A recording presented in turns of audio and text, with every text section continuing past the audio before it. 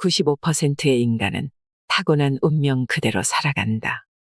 사람들은 이들을 순리자라 부른다. 5%의 인간은 본성을 거스르는 능력을 갖고 있다. 이 능력으로 인생의 자유를 얻고 경제적 자유를 누린다. 유전자, 무의식, 자의식의 꼭두각시에서 벗어난 자. 사람들은 이들을 역행자라 부른다.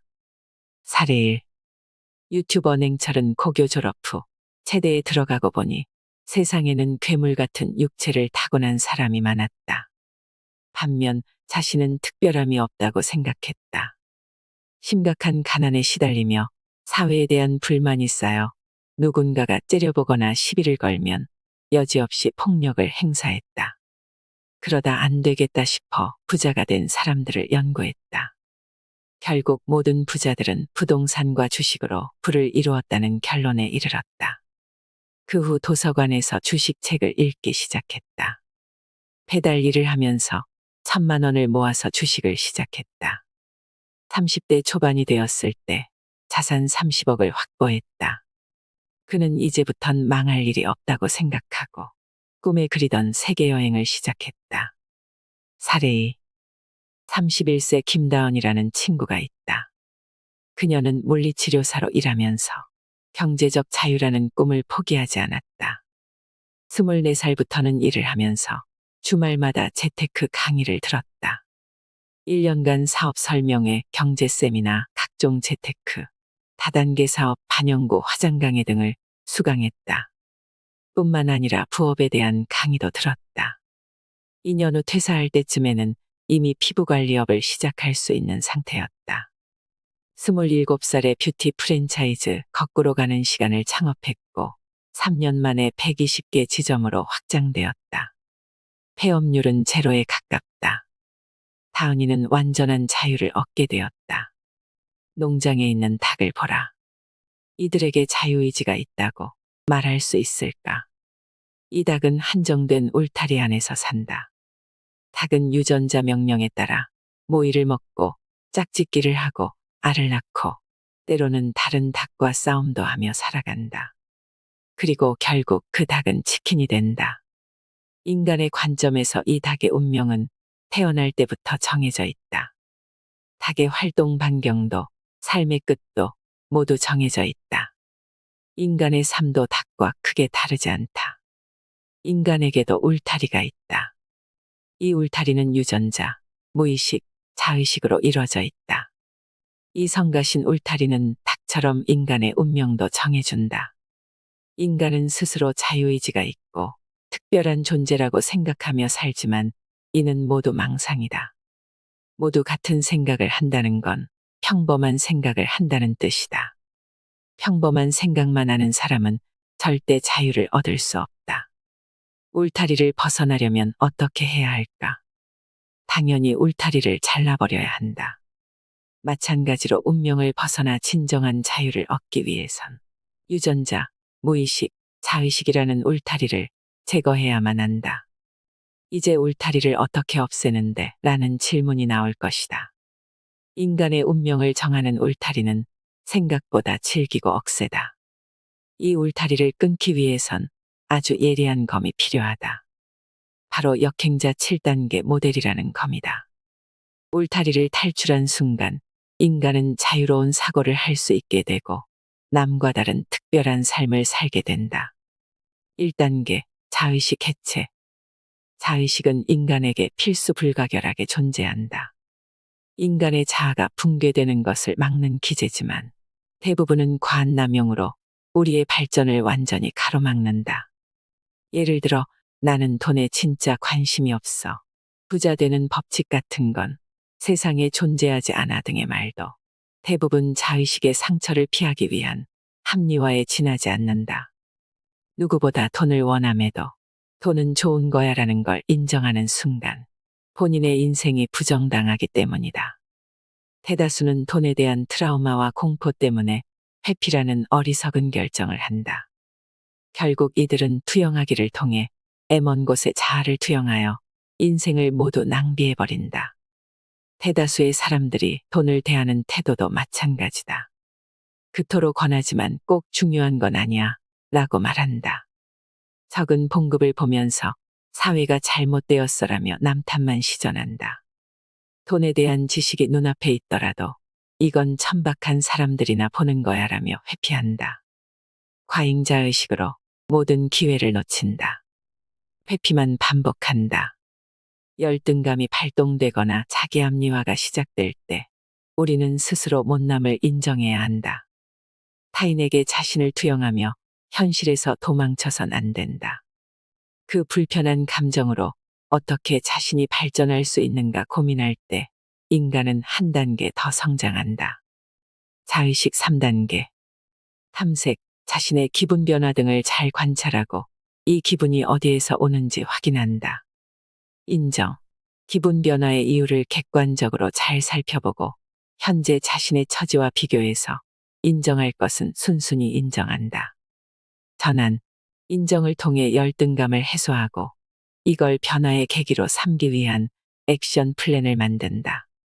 자의식 해체는 정서적으로도 건강하게 만들 뿐만 아니라 학습력을 크게 향상시키고 의사결정력을 높여준다.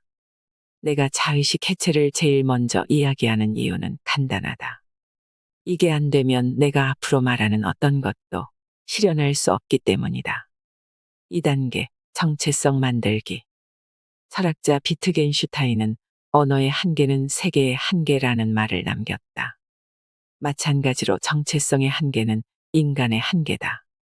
가령 평범한 한국 사람이란 정체성을 가진 이가 경제적 자유에 다가갈 가능성은 0%다.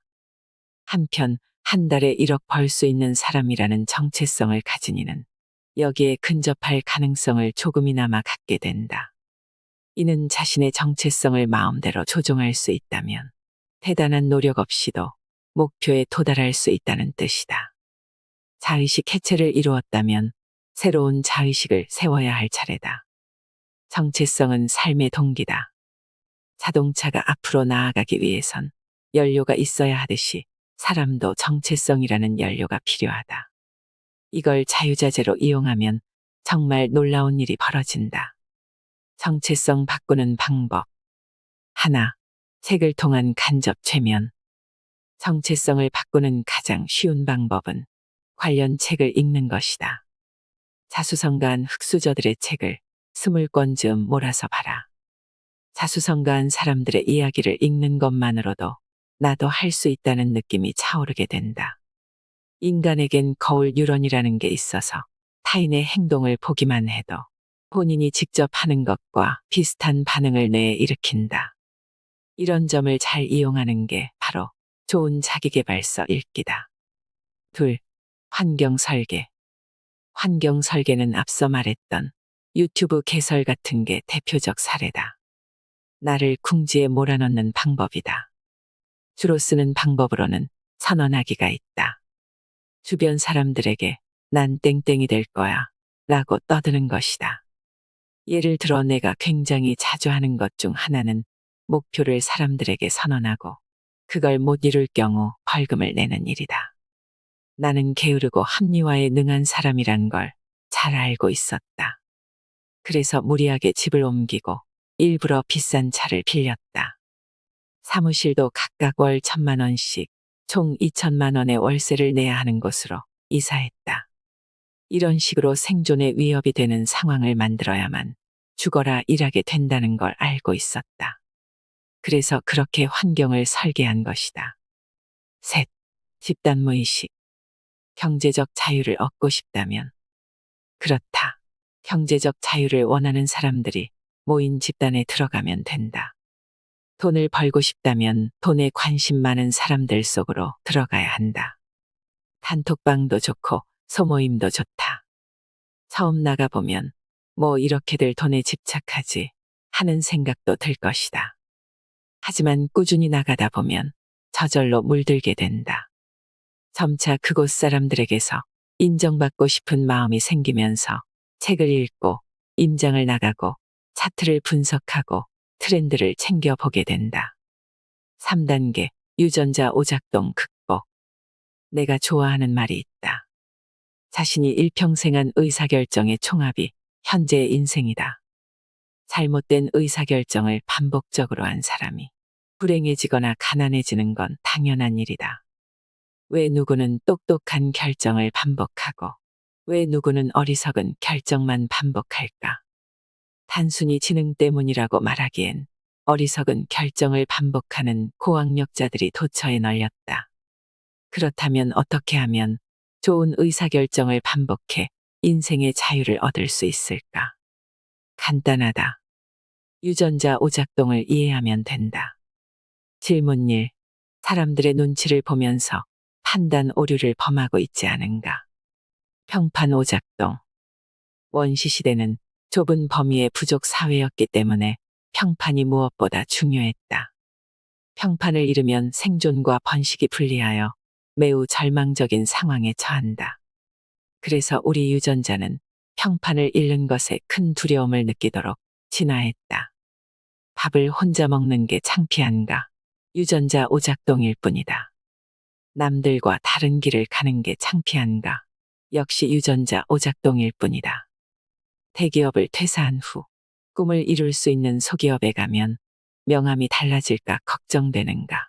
유전자 오작동이다. 남의 눈치를 보는 건 집단에서 평판을 지키라는 유전자 코드가 작동한 것뿐이다. 본능을 역행해야 한다.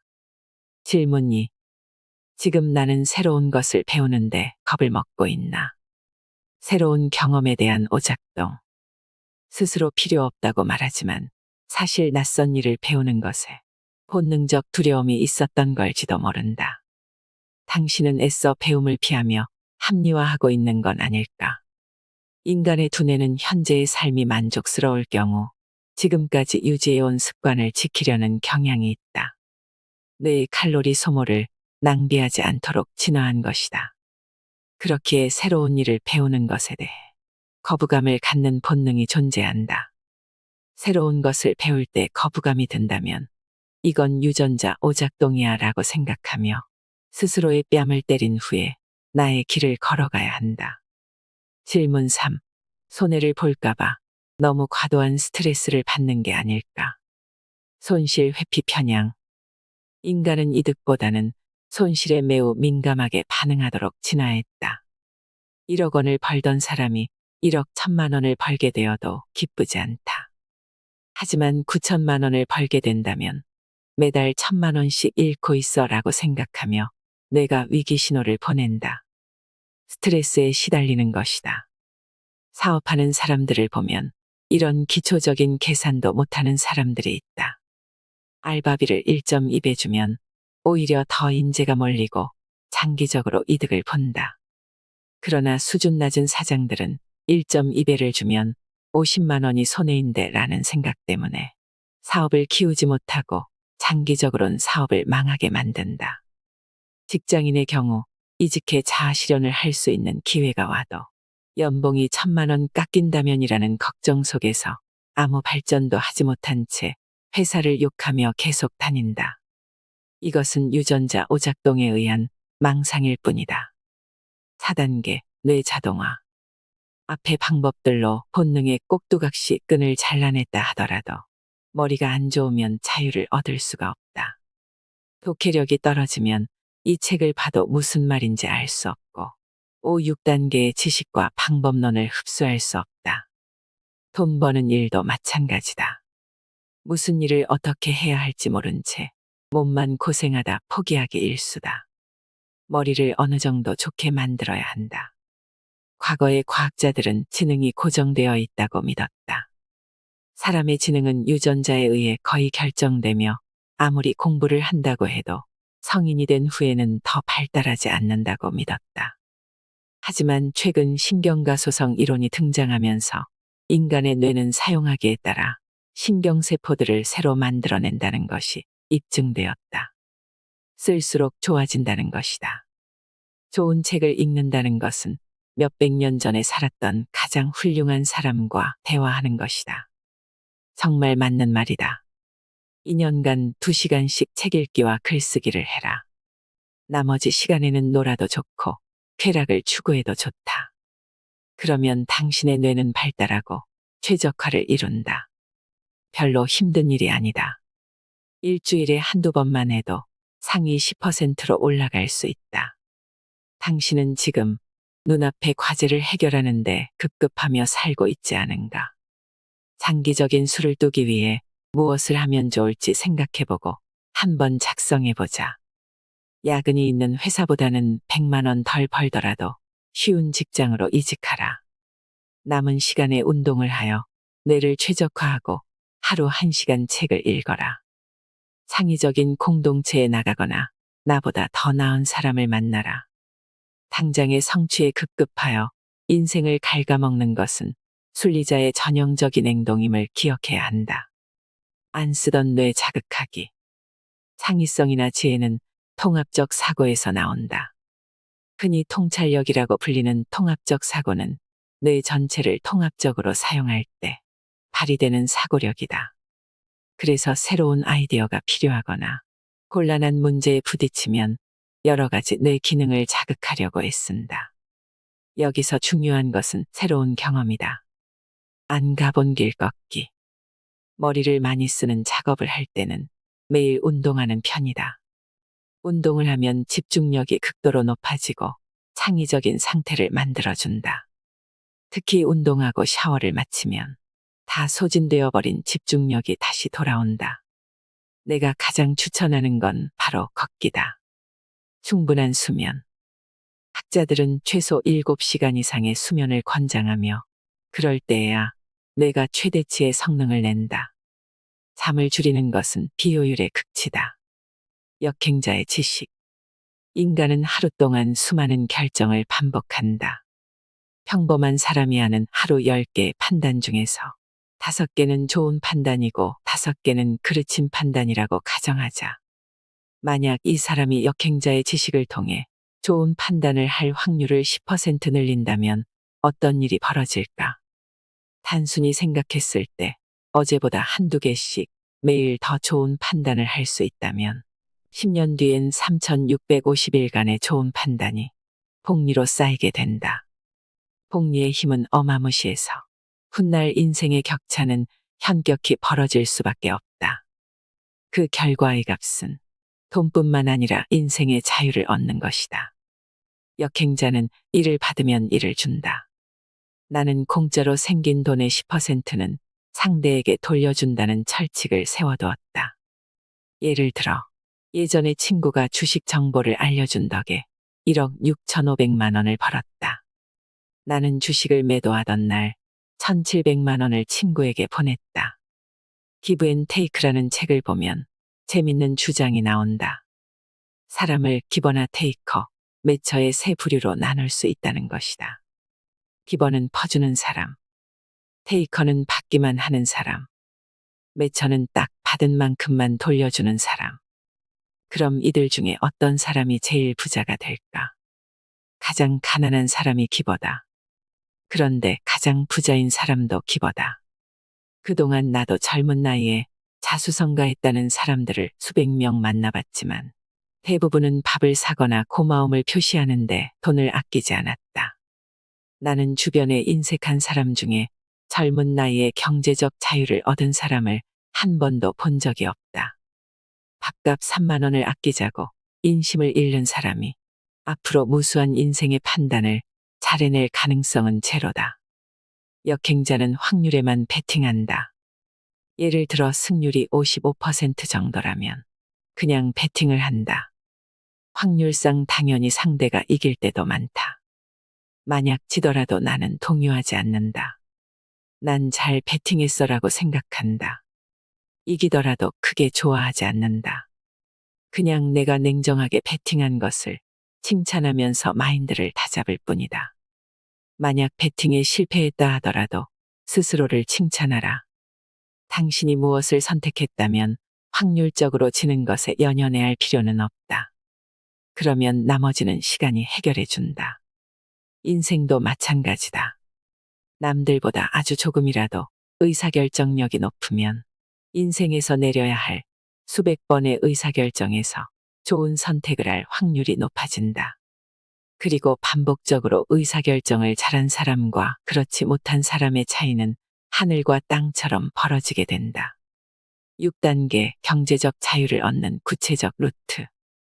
이번 단계에서는 경제적 자유를 얻는 방법을 상황별로 다룬다. 경제적 자유에 이르는 길은 너무나 다양하기 때문에 나는 어떤 상황에서든 경제적 자유에 이르는 알고리즘을 그려볼 생각이다. 돈 버는 일은 엄청 복잡하고 어려워 보이지만 근본적인 원리는 간단하다. 돈을 버는 모든 활동은 아래의 두 가지로 수렴된다. 하나, 상대를 편하게 해주기. 둘, 상대를 행복하게 해주기.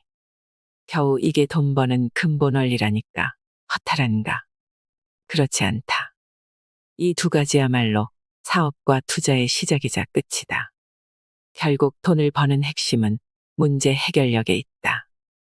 사람들이 어떤 것에 불편함을 느끼는지, 어떤 것에 행복을 느끼는지 알아내야 한다. 그리고 어떻게 불편함을 해결해 행복감을 줄 수 있을지 아이디어를 내고 실제로 해결책을 마련하면 된다. 그러면 돈이 벌린다. 나는 오늘 아침에 창문 닫기로 3일 작업하고 1년치 연봉을 버는 35살 영상을 보았다. 이 남성이 떼돈을 버는 방식은 내가 역행자 부록에 서술한 방식 그대로였다. 이 남성이 문제 해결을 한 방법은 간단했다. 창문 닫기를 찾는 건물주들은 많지만 정보를 얻기 힘든 문제를 블로그로 해결했다. 건물주들은 창문 닫기를 찾으려 해도 전단에 박힌 전화번호에 전화하는 것 말곤 방법이 없었을 것이다. 블로그에 후기와 포트폴리오를 쌓아두면 아무 정보도 모르는 업체보다 상대적으로 믿음이 갈 수밖에 없다. 블로그에 부산시 창동 창문 닫기 등의 블로그 글을 써두었을 것이고 건물주들이 일일이 창문 닫기를 찾는 번거로움을 해결했다. 그렇기에 이 사람은 하루 일당으로 50에서 100만 원씩 벌어들이고 있다. 사람들의 불편한 점을 문제 해결력으로 해소해 주었기 때문에 돈을 버는 것이다. 참고로 나는 디자인 재능이 전혀 없으며 어떤 프로그램도 만질 줄 모른다. 내가 만약 지금 로고 회사를 만든다면 다음과 같은 플로를 따라 월 3천만 원씩 벌 자신이 있다. 무료 홈페이지 제작 플랫폼을 이용해 로고 디자인 사이트를 만든다. 로고의 시장가를 조사한다. 전문가가 만든 로고는 최소 10만 원에서 시작하며 크몽에선 5만 원에 판매하는 것을 확인했다. 나는 초보이므로 로고 제작가를 2, 3만 원대로 책정한다. 로고 회사에 의뢰해서 판매 시스템을 알아본다. 보통 로고 회사는 3개의 시안을 주고 범위를 좁혀나가면서 의뢰자를 만족시킨다는 걸 알게 되었다. 나도 3개의 시안을 준비한다. 로고를 만드는 플랫폼을 이용해 로고를 디자인한다. 아이맵, 윅스, 망고보드 등 수십 군데 해외 사이트에서 30초 안에 로고를 디자인할 수 있게 도와준다. 인스타그램 스폰서 광고를 통해 매일 5천 원에서 1만 원 정도의 비용으로 광고를 돌린다. 크몽을 통해 광고를 해도 좋다. 네이버 블로그, 인스타그램, 유튜브 등을 이용한 무료 마케팅도 가능하다.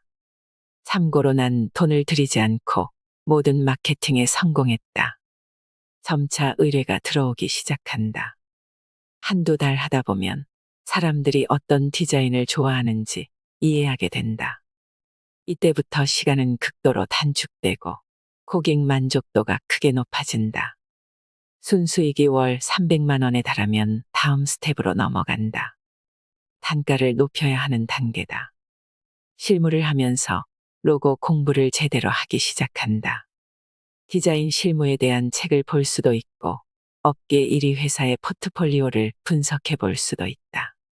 디자인 학원을 다니거나 관련 강의를 듣는다. 점차 입소문과 마케팅에 의해 초과 수요가 생긴다. 만들 수 있는 로고의 양보다 의뢰량이 많아지는 지경에 이르면 가격을 점차 상승시켜 수요를 조절한다. 사업 자동화를 위해 직원을 고용하거나 아르바이트생을 교육한다. 디자인 제품을 고급, 중급, 초급으로 나누고 가격을 차별화한다. 매출 규모가 커지면 이제 제대로 회사 형태로 만든다. 이후 경영 서적을 보면서 회사 확장 방법, B2B 시장 개척 등에 대해 공부해 나간다. 로고 회사가 안정화되었을 것이다. 로고와 관련도가 높은 주변 사업들, 예를 들어 웹 디자인, 배너 광고, 홈페이지 제작 등으로 확장해 나간다. 이 성공 경험을 바탕으로 다른 사업들도 무자본으로 창업해 본다. 이 글이 올라간 후 사람들은 어떤 성과를 거뒀을까? 21살의 청년은 금홍 대상을 받은 그리다를 창업했고, 스티커 사업을 하던 26살의 여성은 내 컨설팅을 통해 노선을 바꿨다. 내가 무자본 창업으로 로고 회사를 만들라고 조언했기 때문이다. 이후 해루라는 로고 회사를 창업하여 1년 만에 급성장했다. 현재 학동사거리 인근에서 15명의 직원들과 함께 일하고 있다. 오프라인 행사를 하다 보면 사업으로 매월 1,000만 원씩 벌고 있어요. 너무 감사해요 라고 말하며 선물을 주는 사람들을 만나게 된다. 이들은 하나같이 위의 글을 보고서 사업을 시작했다고 말한다. 그러니 특기가 없다, 자본이 없다 같은 말은 통하지 않는다. 7단계 역행자의 쳇바퀴. 인간의 본성에는 실패와 패배에 대한 두려움이 각인되어 있다. 선사시대의 실패와 패배는 곧 죽음과도 직결되어 있었기 때문에 인간은 오래전부터 이를 과도하게 두려워하는 경향이 있었다. 그래서 새로운 것에 도전하기를 망설이며 실패했을 때 과도하게 스트레스를 받는다. 하지만 역행자는 이 원초적 두려움이 쓸모없는 것임을 이해하고 있다. 나아가 이러한 본능을 역행하여 고의로 패배에 직면함으로써 레벨업을 하기도 한다. 책을 1년에 100권씩 읽지만 정체된 사람들이 있다. 이들은 실행하지 않기 때문에 실패도 없다. 실패를 해야만 자신의 수준을 가늠하고 약점을 파악하면서 똑똑해진다. 실행하지 않으면 자기 세계관에 빠져서 자의식만 커진다. 결국 방어기제 때문에 어리석은 결정만 하고 그 어떤 성취도 이루지 못할 가능성이 크다. 일을 하면서 실패하지 않는다면 난이도 조절에 실패한 것이다. 실패하지 않는다면 쉬운 일만 하면서 정체된 인생을 살게 된다. 정체되더라도 행복하다면 다행이지만 자유롭지 못하기 때문에 궁극적으로 행복해지기는 어렵다. 태어날 때 가난한 것은 당신 잘못이 아니지만 죽을 때 가난한 것은 당신의 잘못이다라는 말이 있습니다. 하지만 저는 가난한 것이 잘못이라고 생각하지는 않습니다. 돈이 행복을 보장하진 않기 때문이죠. 하지만 인생의 자유를 보장할 확률은 높다는 말에는 동감합니다. 그 확률을 높이기 위해서라면 가장 먼저 해야 할 것이 무엇일까요? 오늘 영상이 당신의 인생에 새로운 도전과 영감을 불러일으킬 수 있었길 바랍니다. 이상으로 인생의 품격이었습니다. 하루하루 당신의 품격이 더 빛나길 바랍니다.